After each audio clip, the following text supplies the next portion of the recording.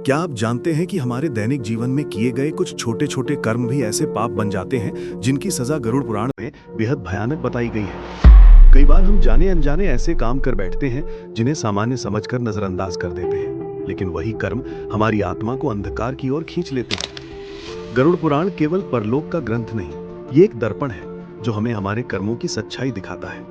आज हम बात करेंगे उन 6 पापों की जो बहुत लोग बिना समझे करते रहते हैं। क्या आप भी इनमें से कोई पाप कर रहे हैं? आइए एक एक करके सच्चाई जानें। गरुड़ पुराण को अधिकतर लोग केवल मृत्यु और परलोक से जुड़ा हुआ ग्रंथ मानते हैं, जबकि इसका असली उद्देश्य मनुष्य को जीते जी सही कर्मों की दिशा देना है। ये ग्रंथ हमें डराता नहीं, बल्कि ये बताता है कि हमारे हर विचार, हर शब्द और हर कर्म का प्रभाव सीधे हमारी आत्मा पर पड़ता है। गरुड़ पुराण के अनुसार मनुष्य की आत्मा शरीर छोड़ देने के बाद अपने कर्मों की ऊर्जा लेकर आगे बढ़ती है और वही ऊर्जा तय करती है कि अगला मार्ग कैसा होगा, प्रकाश से भरा हुआ या अंधकार से। इस ग्रंथ में बहुत स्पष्ट कहा गया है कि संसार में कोई भी कर्म व्यर्थ नहीं जाता। हम चाहे किसी की मदद करें या किसी को दुख पहुंचाएं, हर कार्य का फल निश्चित है। लोग कई बार सोचते हैं कि कौन देख रहा है, लेकिन गरुड़ पुराण कहता है कि कर्म ही साक्षी है, वो कभी समाप्त नहीं होता। इस ग्रंथ के माध्यम से हमें ये चेतावनी दी जाती है कि जीवन छोटा है, लेकिन कर्मों का प्रभाव अनंत होता है। इसलिए छोटे छोटे पापों को भी हल्के में नहीं लेना चाहिए। गरुड़ पुराण का मुख्य संदेश यही है कि आत्मा को पवित्र रखें, कर्मों को शुद्ध रखें, क्योंकि यही दोनों हमारे वास्तविक भविष्य का निर्माण करते हैं।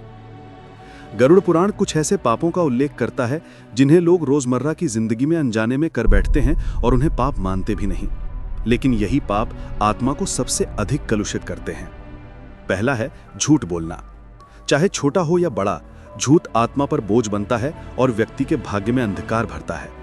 दूसरा है पीठ पीछे किसी की बुराई करना।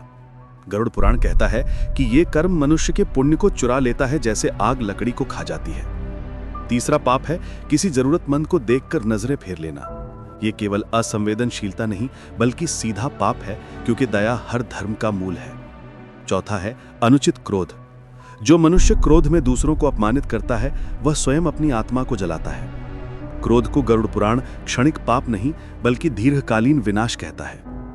पांचवा और सबसे घातक पाप है अन्न, पानी या धन को व्यर्थ नष्ट करना। इनका अपमान करना प्रकृति का अपमान है और इसका फल मनुष्य को कठोर रूप में मिलता है। गरुड़ पुराण का संदेश साफ है, पाप हमेशा बड़े कामों से नहीं, बल्कि छोटी छोटी आदतों से शुरू होता है। इसलिए स्वयं को रोज परखना ही बचाव का पहला कदम है। गरुड़ पुराण स्पष्ट रूप से बताता है कि मनुष्य के पाप मृत्यु के बाद भी उसका पीछा नहीं छोड़ते। जिस प्रकार छाया कभी व्यक्ति से अलग नहीं होती, उसी प्रकार किए गए कर्म आत्मा के साथ चलते हैं, चाहे वो अच्छे हों या बुरे। लेकिन जब आत्मा शरीर छोड़ती है, तब पापों का प्रभाव कहीं अधिक तीव्र हो जाता है। ग्रंथ में वर्णित है कि झूठ, कपट, क्रोध, चोरी जैसे पाप आत्मा को भारी बना देते हैं। भारी आत्मा प्रकाश की ओर ऊपर नहीं जा पाती और उसे प्रेत यात्रा नामक कठिन मार्ग से गुजरना पड़ता है। इस यात्रा में आत्मा अपने ही पापों के रूपों को देखकर कांप उठती है। यह कोई दंड नहीं, बल्कि आत्मा को उसके कर्मों का वास्तविक चेहरा दिखाया जाता है। गरुड़ पुराण कहता है कि जो व्यक्ति दूसरों को कष्ट देता है, मृत्यु के बाद उसे वही कष्ट कई गुना रूप में अनुभव करना पड़ता है। यह प्रतिशोध नहीं, बल्कि आत्मा को शुद्ध करने की प्रक्रिया है। सबसे डरावनी बात यह है कि जब तक व्यक्ति के पाप पूरी तरह संतुलित नहीं होते, तब तक आत्मा को आगे का मार्ग नहीं मिलता, वही मार्ग जो उसे मोक्ष या पुनर्जन्म की ओर ले जाता है। इसलिए गरुड़ पुराण चेतावनी देता है, पाप को हल्के में लेने की गलती मत करो, क्योंकि उसका फल मृत्यु के बाद भी आत्मा को भुगतना ही पड़ता है। गरुड़ पुराण में बताया गया है कि कुछ पाप ऐसे होते हैं जिन्हें लोग इतना सामान्य मान लेते हैं कि उन्हें पाप समझते ही नहीं, लेकिन यही अनदेखे कर्म आत्मा के सबसे बड़े बोझ बन जाते हैं। सबसे पहला है अपमान। किसी को तुच्छ समझना, कठोर शब्द कहना या व्यंग में चोट पहुंचाना। यह सब मनुष्य की पवित्रता को नष्ट कर देता है, क्योंकि अपमान सीधे किसी के हृदय पर प्रहार करता है। यह पाप देवदोष के समान माना गया है। दूसरा है ईर्ष्या। जब व्यक्ति दूसरों की उन्नति से दुखी होता है, वह अपने ही किस्मत के द्वार बंद कर लेता है। गरुड़ पुराण कहता है कि ईर्ष्या व्यक्ति की बुद्धि, सुख और ऊर्जा को क्षय कर देती है। तीसरा है दुख बांटने से इनकार। यदि किसी का दिल टूटा हो, कोई पीड़ा में हो और हम जानकर भी अनदेखा कर दे, यह भी घोर पाप माना गया है, क्योंकि दया मनुष्य को मनुष्य बनाती है। चौथा है झूठा दिखावा। कर्म कुछ और करना और दुनिया को कुछ और दिखाना। यह आत्मा को भीतर से खोखला कर देता है। पांचवा है किसी का हक छीनना, चाहे छोटा हो या बड़ा। यह कर्म पापों में सबसे भारी बताया गया है। गरुड़ पुराण की दृष्टि में पाप वही है जो किसी अन्य जीव को दर्द देता है या स्वयं को अंधकार की ओर ले जाता है। गरुड़ पुराण कहता है कि किसी भी जीव को दिया गया दर्द कभी नष्ट नहीं होता, चाहे वो दर्द शब्दों से दिया गया हो, व्यवहार से या कर्म से। वो ऊर्जा के रूप में ब्रह्मांड में दर्ज हो जाता है और समय आने पर कई गुना होकर लौटता है। इसी कारण इसे त्वरित पाप फल कहा गया है। जब कोई व्यक्ति किसी को अपमानित करता है, उसके दिल को तोड़ता है या उसके अधिकारों पर आघात करता है, तो वह केवल सामने वाले को दुख नहीं देता, वह अपने ही भाग्य में अंधकार बो रहा होता है। गरुड़ पुराण कहता है कि दूसरों का आंसू कर्मों का सबसे भारी लेखा बन जाता है और उसका प्रभाव व्यक्ति के परिवार, स्वास्थ्य, करियर और मानसिक शांति तक फैल जाता है। दूसरा महत्वपूर्ण बिंदु है निर्दोष पर अत्याचार। ये पाप विशेष रूप से घोर माना गया है। यदि किसी ने किसी ऐसे व्यक्ति को चोट पहुंचाई जो कमजोर था या संघर्ष कर रहा था, तो इसका दंड अत्यंत कठोर बताया गया है। तीसरी बात, गुस्से में कहे गए शब्द। कभी कभी एक कठोर वाक्य किसी का जीवन तोड़ देता है।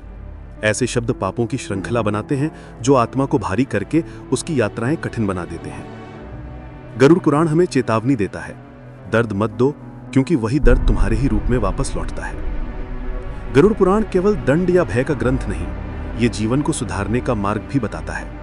पाप से बचना कठिन नहीं, बस मन को सजग रखना पड़ता है। पहला उपाय है सतर्कता। बोलने से पहले रुक जाएं, क्रोध आने पर शांत हो जाएं, निर्णय लेते समय अपने हृदय की आवाज सुनें। जब मनुष्य सजग रहता है तो वह कई पापों से स्वतः बच जाता है। दूसरा मार्ग है दयालुता। गरुड़ पुराण में दया को सबसे बड़ा पुण्य माना गया है।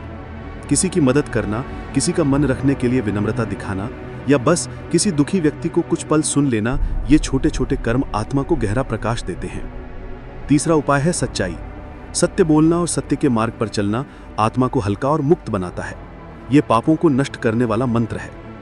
चौथा है दान, चाहे ज्ञान का, भोजन का या समय का। निस्वार्थ दान मनुष्य के अंदर की नकारात्मक ऊर्जा को पिघला देता है। पांचवा मार्ग है क्षमा, दूसरों को भी और स्वयं को भी। क्षमा वो अग्नि है जो पापों की जड़ को जला देती है। गरुड़ पुराण का अंतिम संदेश यही है, कर्मों को शुद्ध करो, मन को शांत करो और आत्मा को प्रकाश की ओर ले जाओ। यही पाप से बचने का सच्चा मार्ग है। दोस्तों, गरुड़ पुराण की यह ज्ञान यात्रा यहीं समाप्त होती है, लेकिन सीखने का मार्ग कभी खत्म नहीं होता। याद रखिए, हमारे छोटे छोटे कर्म ही हमारे भविष्य का निर्माण करते हैं। अगर आज की ये बात आपके दिल को छू गई हो, तो एक संकल्प जरूर लें कि हम अपने जीवन को थोड़ा और पवित्र, थोड़ा और दयालु बनाएंगे। और अगर आपको ऐसे ही गहरे, आध्यात्मिक और जीवन बदल देने वाले ज्ञान सुनना है, तो हमारे चैनल RMN विजन को सब्सक्राइब करना बिल्कुल ना भूलें। मिलते हैं अगले वीडियो में, तब तक के लिए अपने कर्म शुद्ध रखें और मन को शांत। जय श्री हरि।